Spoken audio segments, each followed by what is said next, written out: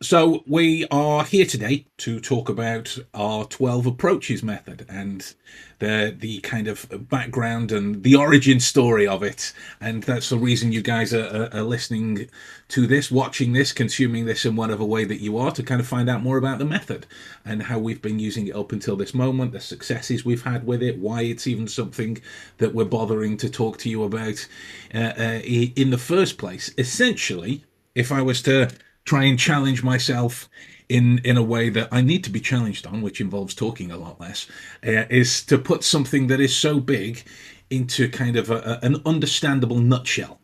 And if I were to do that, I would say that the 12 approaches are the needed nuance that adds on to our understanding of what freeze, fight, and flight is. And now I could further explain it from there. But what about if we start there, gents? How would you sum it up as succinctly as you possibly can? For Jim, me, I would say, JD. yeah, yeah. For me, my original reason for looking at the nuances that occur between these three states was a desire to better understand people and how we have, through evolutionary biology, found a way to get our needs met. And it's my belief that we as people, as we evolved, looked at animals, looked at the natural world, looked at the physical world, to see if there was something that we could glean from the way other animals, other species managed to get their needs met.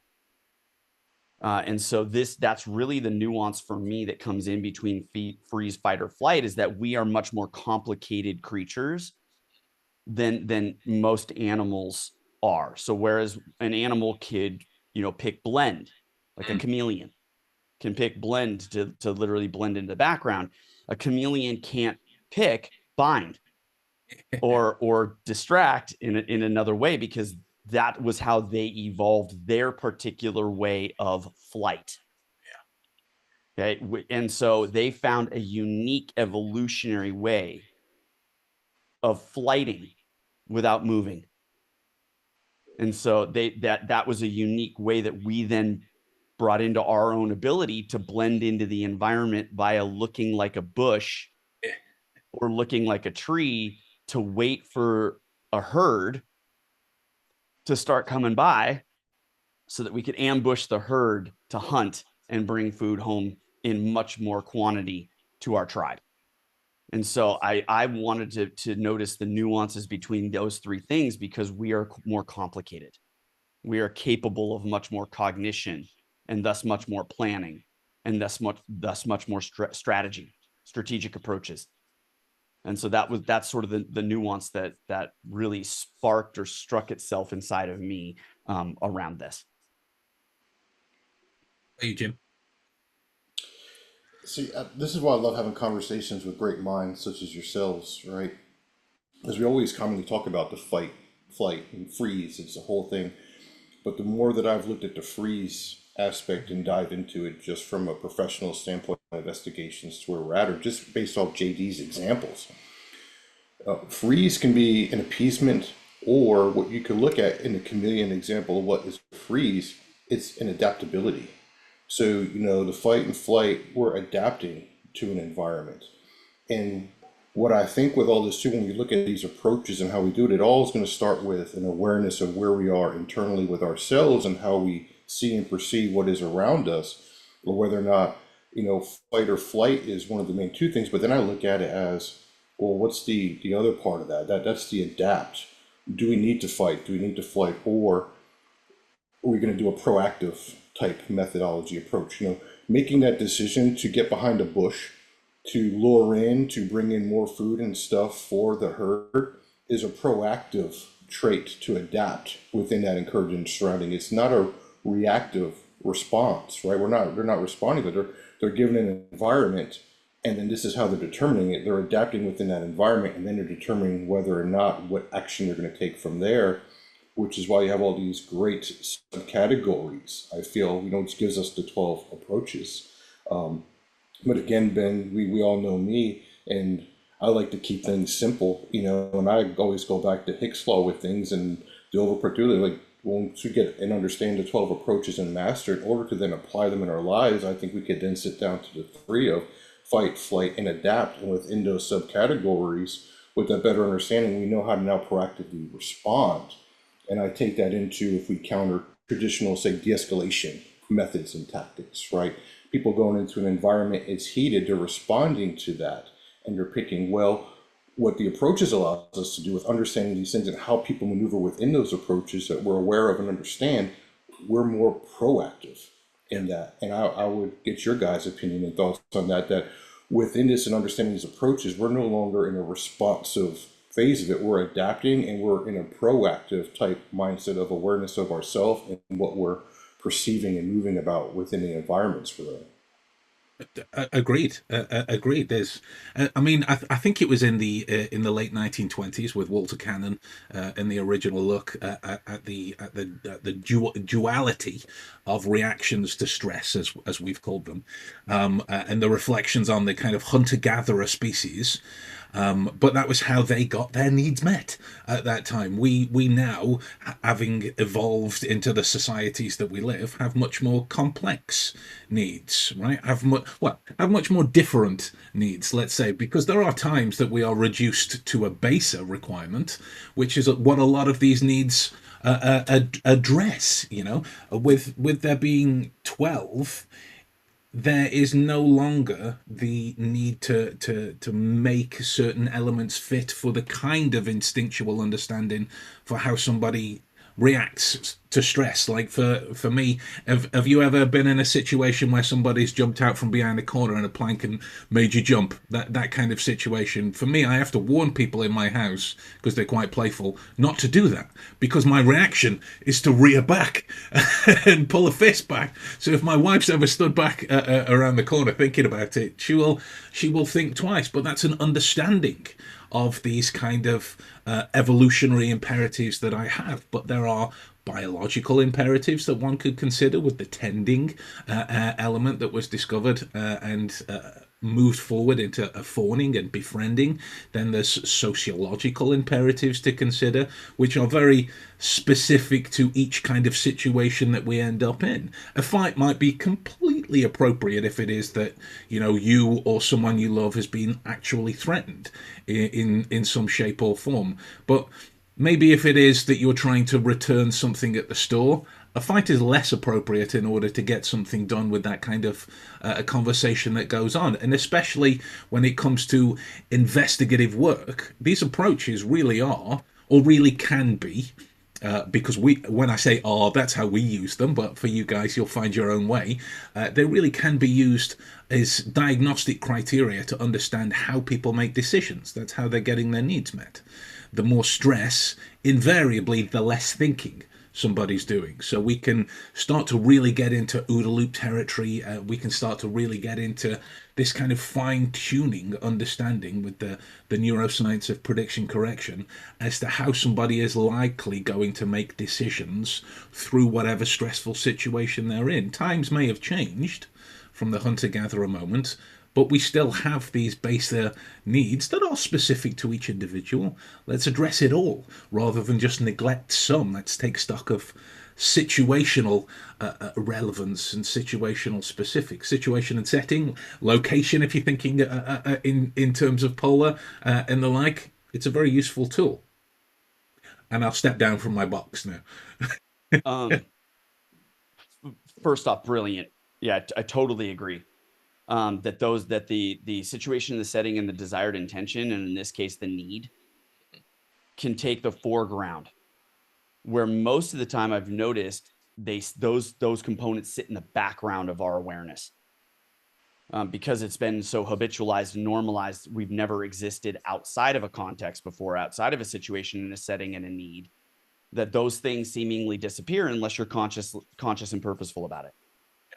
But I want to say, let's take it a layer deeper. Okay. And that is, Jim brought up something, and then you brought up something that is something as a heuristic or a metric I pay attention to quite often, especially as an executive coach and a consultant.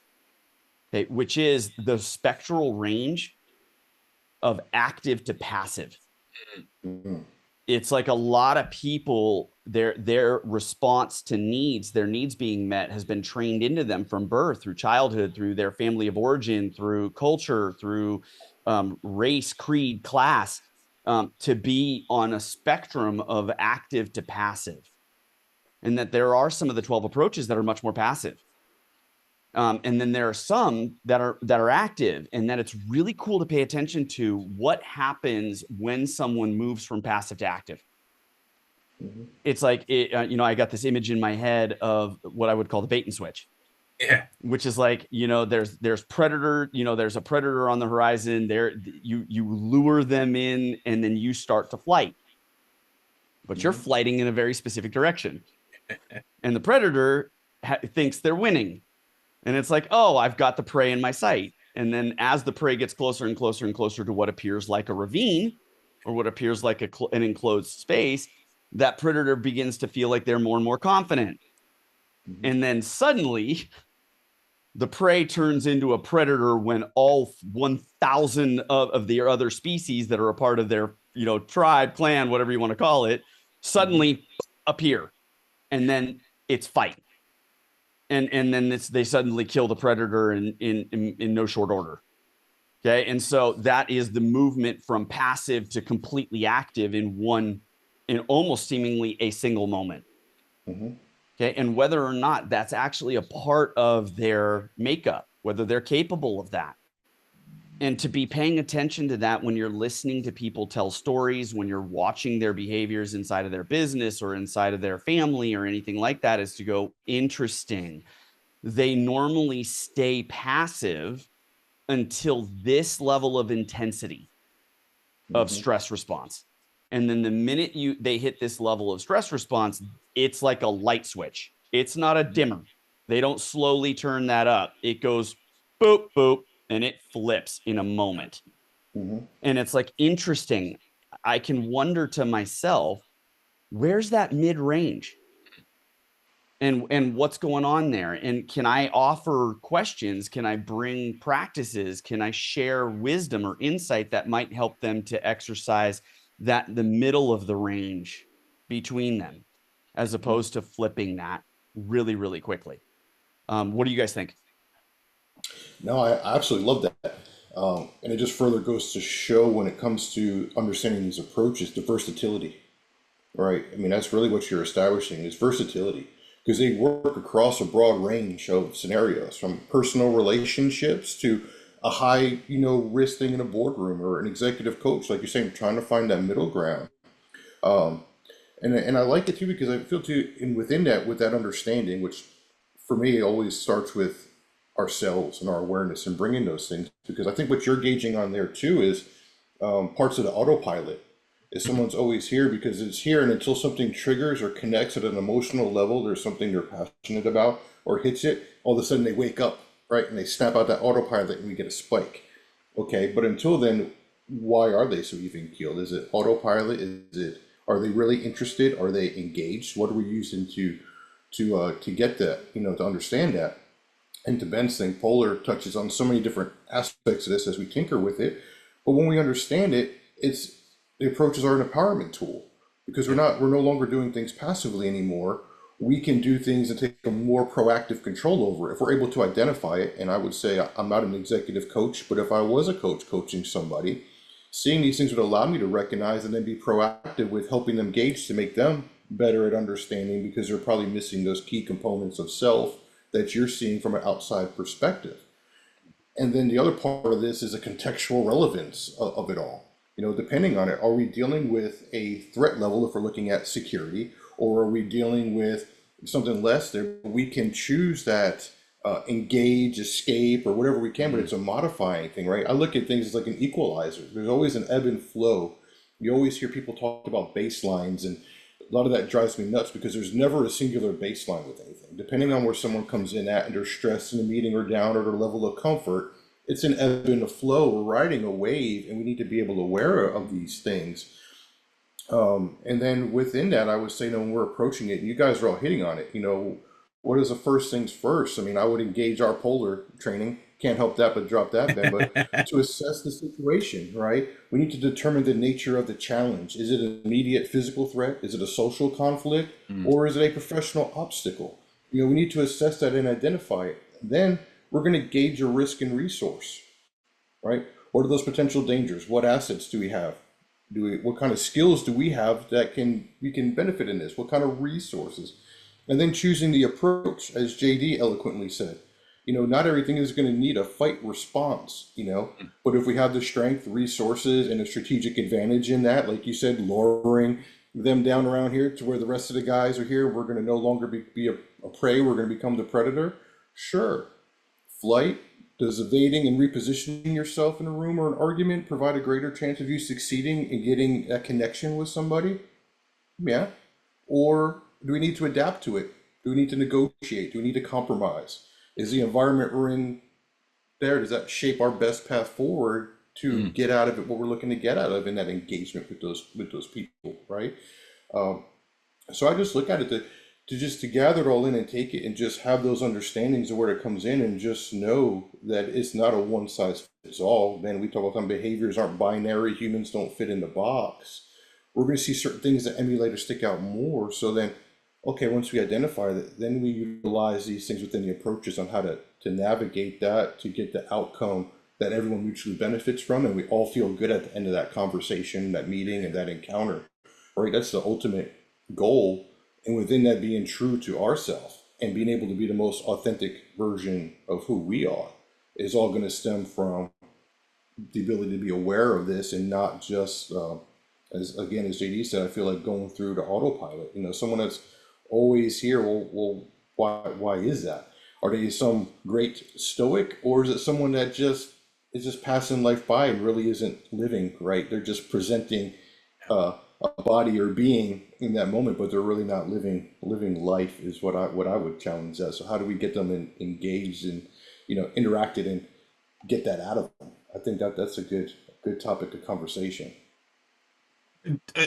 Agreed, and it's definitely one of the things that we'll get into. We're very conscious with this that we want to make sure you've got consumable bite-size pieces. We don't want to really crack the Ark of the Covenant and melt any faces far too early along those lines. But some of the things that we'll consider when we move into part two is very much this duality that Jim's alluding to. You can have internal and external locusts of control. You can be just as aware of others of the approaches of others, put my teeth in, but what are the approaches that you are adapting within the particular scenario, because you have that same effect by virtue of being there yourself, rather whether it's in a coaching setting, an investigative setting, a protective setting.